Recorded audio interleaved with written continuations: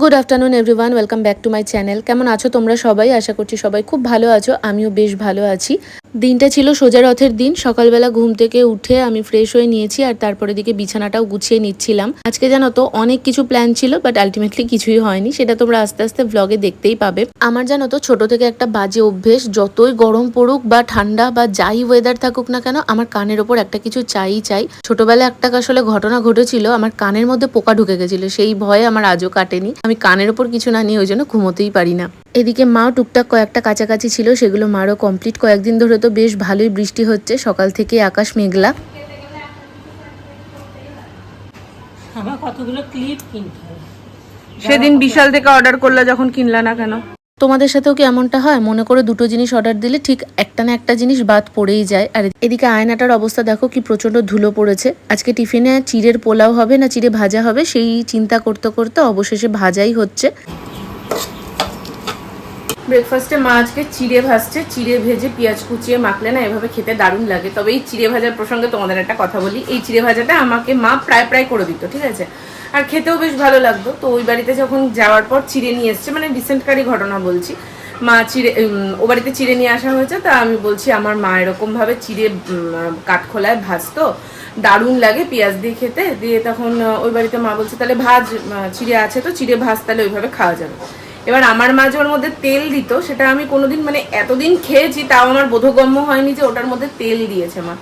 তা আমি ওটাকে করেছি কি, নর্মাল শুকনো খোলায় ভেজেছি। সে চিড়ে তো সে মানে কেমন, সে মানে চিবাতে হচ্ছে এরকম একটা হয়ে রয়েছে। মানে চিবাতে তো হয়, মানে বোঝাতে পারছি কিনা জানি না। যাই হোক, এবার সেই চিড়ে তো আমি কোনো মতে চিবিয়ে আমার মানে গাল ব্যথা হয়ে গেছে। আর ওই বাড়িতে মা তো খেতেই পারছে না, লাস্টে ওর মধ্যে জল ঢেলেছে। জল ঢেলে তারপরে ওই ভেসে উঠেছে চিড়েগুলো। সে তো ভিজছেও না, মানে যেহেতু নেড়ে চেড়ে না হয়েছে, সে চিড়ে ভিজছেও না। সে মানে কি কষ্টে অর্ধেক ফেলা গেছে। তারপরে একদিন আমি ভাবছি যে না, নর্মালি একটুখানি তেল দিয়ে ভেজে দেখি। তো তারপরে দেখছি হ্যাঁ, পুরো এই বাড়িতে যেরকম খাই সেরকম হয়েছে। দিয়ে আমি মাকে বলছি যে চিড়ের মধ্যে তেল দাও তুমি? দিয়ে মা বলছে হ্যাঁ, চিড়ের মধ্যে তো তেল দিতেই হবে, নাহলে ভাজবি কি করে? বলছি সর্বনাশ, আমি তো তেল ছাড়াই ভাজার চেষ্টা করেছি। সে চিড়ে মানে একদম কি বলবো তোমাদেরকে, মানে সেই দাঁত দিয়ে চেবানো যাচ্ছে না, পুরো গাল চোয়াল ব্যথা হয়ে গেছে।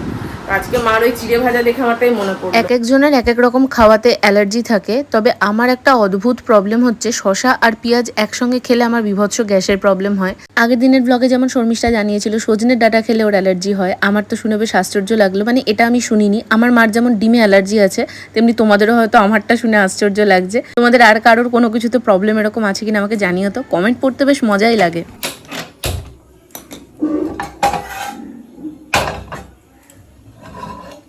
আমাকে রান্নাঘরে দেখে তোমরা চমকে যেও না। আমি এক যুগ পর রান্নাঘরে এসেছি ঠিকই, তার পেছনেও কারণ আছে। মা সকাল থেকে টুকটাক করেই যাচ্ছে। এখন এক গাদা জামা কাপড় কাছাকাছি নিয়ে বসেছে। তো বাসছে প্রায় তোমার 12টা বাজতে যায়, ঠিক আছে, 12টা বাজতে 5 এরকম হবে। তো এরপরে আবার আলু ভাজবে, আরো দেরি হয়ে যাবে। তো সেই জন্য ভাবলাম আমি করে দিই। বসে বসে মোবাইলই ঘাঁটছিলাম, ভিডিও এডিট করছিলাম, ভাবলাম চাপিয়ে দিই।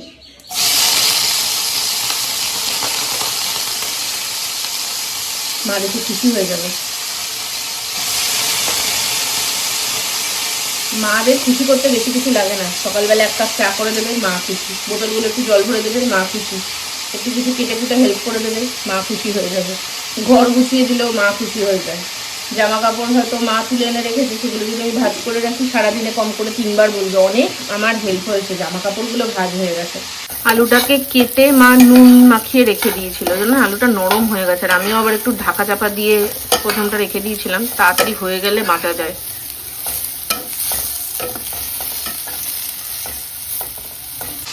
তবে আমরা এগুলোই করতে চাই না। মায়ের কাছে আসলে তো আমার কোথার থেকে এত ল্যাব পেয়ে যায় জানি না। প্রত্যেকবার আমি ওখান থেকে আসার আগে ভাবি এবার গিয়ে মাকে হেল্প করব, এই করব ওই করব, ওই ভাবনা আমার ও বাড়ি অবধি। এবারই এসে আমার যে কি শরীরে ল্যাবে পায়।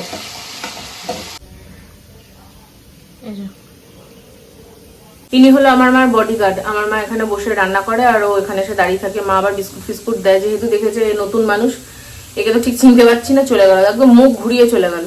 দেখো কেমন একটা মেঘলা আকাশ হয়ে আছে, কিন্তু না আছে রোদ না আছে বৃষ্টি, আর প্রচন্ড গরম, ভীষণ বাজে ওয়েদার।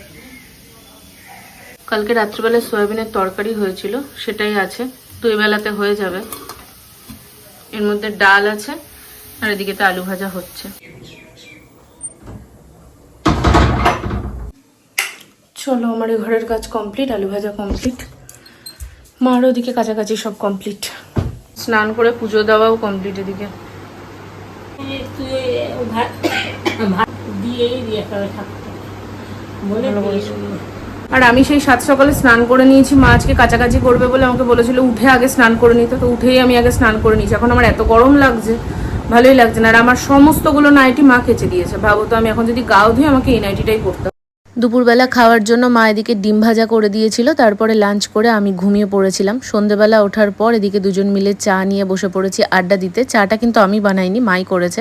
মা বেশ আদা দিয়ে সুন্দর করে চাটা করে। আচ্ছা, তোমাদের তো বলাই হয়নি, এর মধ্যে কিন্তু রিন্টু এসেছিল। আর যে দুদিন ছিল সে দুদিন আমি ব্লগ করেছি, কিন্তু সেই দুদিন আমি শর্টসও বানিয়েছি। এবার আমার শর্ট ভিডিওগুলো যেহেতু দেওয়া হচ্ছে না, সামনের মাস থেকে আমি পরপর দেবো শর্টসগুলো, সেই জন্য ওই লংগুলোও দিলাম না, কারণ লং দুটো আগে দিয়ে ফেললে তোমরা শর্টস আর দেখবে না। এই শর্টস দুটো পরেই দেবো আর লংগুলোও পরেই দেবো। এটা রথের দিনের ব্লগ, তোমাদের তো আগেই বললাম। রিন্টু এর মধ্যে এসে ঘুরে চলে গেছে, আমি যাইনি, তবে কেন যাইনি সেটাও তোমাদেরকে আমি ওই ভিডিওতেই শেয়ার করব।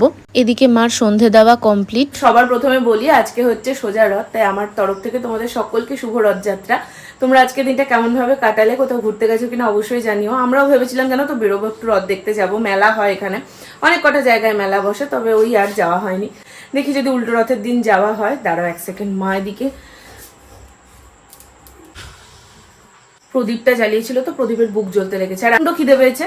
মাকে বললাম যে একটু কিছু বানিয়ে দাও। আজকে সকালবেলাতে ব্রেকফাস্ট করার জন্য মা পাউরুটি নিয়ে এসেছিল, তো 4টে পাউরুটি আছে, আর দেখলাম একটা ডিম আছে, তো মা বললো ডিম টোস্ট করে দেবো। বললাম দাও, আমার প্রচন্ড খিদে পেয়ে গেছে। এতে হয়েছিল হচ্ছে মাছের ডিমের বড়া নিয়ে এসেছিল, আলু পটল দিয়ে মাছের ডিমের বড়া দিয়ে তরকারি করেছিল। তোমাদের সঙ্গে তো সকালবেলা একটা শর্ট ভিডিও শেয়ার করেছি, এগুলো কাজ করেছি। কি বলো তো, দাঁড়াও দেখাই তোমাদের।